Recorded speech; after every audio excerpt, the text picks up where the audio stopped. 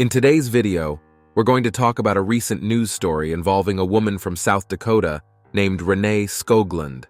She traveled to Tampa Bay, Florida, with the intention of cheating on her husband. After doing so, she decided to file a false police report. This decision backfired, and now she is facing criminal charges. Her actions have put her in serious legal trouble. We'll go over the details of what happened and discuss the consequences of making such reckless choices. Is almost just as wild as that one. This woman from South Dakota traveled to Tampa Bay to cheat on her husband, but wound up facing criminal charges. That's because Renee Skoglund filed a false police report while she was here, and you won't believe what she claimed in that report and why she did it. Fox 13's Gloria Gomez shows us how her trail of lies landed her in front of a judge. Do you have any questions? Your Honor, if we could request from the court. South Dakota resident Renee Skoglund is far from home and in legal hot water that even surprised the judge. This is really unbelievable. So here's a wild story.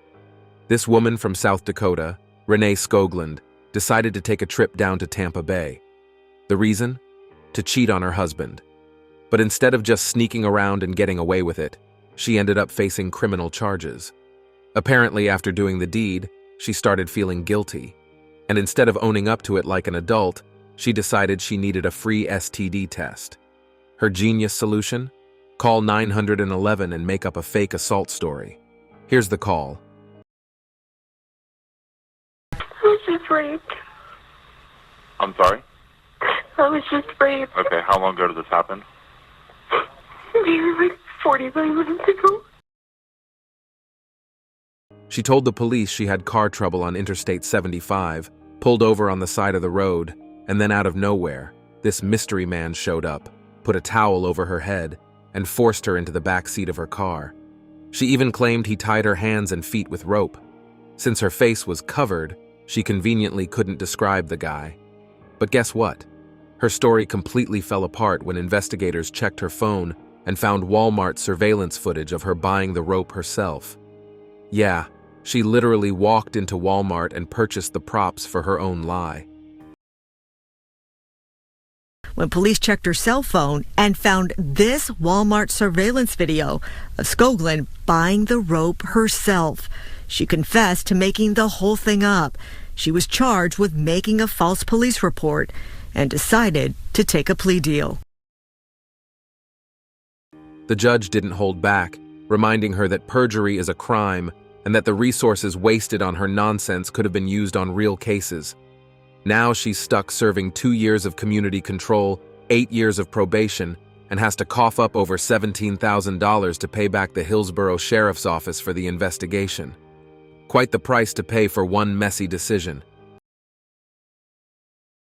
I stand behind sexual assault victims, and obviously I'm a criminal defense attorney, and so I'm in the position of sometimes defending those type of things, but I don't condone sexual assault, I don't condone rape, I don't condone sexual harassment, any of these type of things. But when women make false allegations, when there's no evidence that this actually took place, but that's been reported, it really does take away from the women who are legitimate victims of sexual harassment, sexual assault, and it ruins the person who gets accused. It ruins their life because now they always have that stain attached to them, that mark on their record, even if they're completely cleared, it's always gonna be there. We really need to have an honest conversation about false allegations and the damage they cause. Cases like Renee Skoglund's aren't just some quirky news story to brush off. They have real consequences. When a woman fabricates a story like that, claiming a violent crime that never happened, she undermines the credibility of actual survivors and wastes crucial law enforcement resources that should be dedicated to real victims. It's simple. Women who file false reports should be jailed, full stop. There's no excuse for making up these stories and throwing innocent people or entire communities into chaos. People like Skoglund don't just make a mistake. They commit a crime that tarnishes the justice system and damages public trust. The fact that she got 2 years of community control and 8 years of probation is a slap on the wrist. If you ask me, she got off way too easy.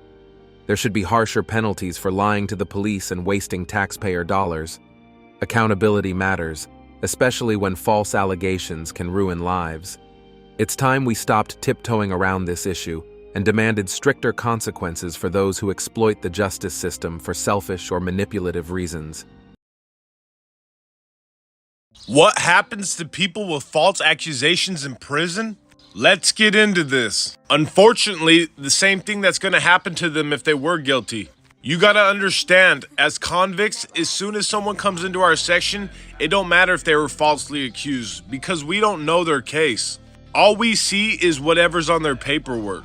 If you come in and their paperwork says that they're a sex offender, we are going to treat them accordingly. That could be telling them they need to leave the section. That could be by physical force, extortion, or however we want to handle it in that situation. Pick me up on Spotify, Burner 420, and that's facts. False allegations aren't just isolated incidents. They're a serious issue that deserves way more attention. While stories like Renee Scoglin's might sound wild, they're part of a larger problem where innocent men's lives are wrecked by lies. Remember the infamous Duke lacrosse case? A group of college athletes were falsely accused of assault, and despite their eventual exoneration, their reputations and lives were irreparably damaged. Or take Brian Banks, a promising football star who lost 5 years of his life in prison after being falsely accused. It was only after his accuser admitted she made the whole thing up that he was finally cleared. But those lost years? He never gets them back. These aren't just one-offs. There's a pattern here. And what makes it worse is the stigma that sticks even when men are proven innocent. They're often seen as probably guilty anyway, because people are quick to believe accusations without waiting for evidence. We talk a lot about protecting women's rights, and that's important. But men's rights matter too. Men deserve justice and fairness in the system, just like anyone else. That means harsher punishments for those who make false claims and stronger support for men who have been wrongly accused.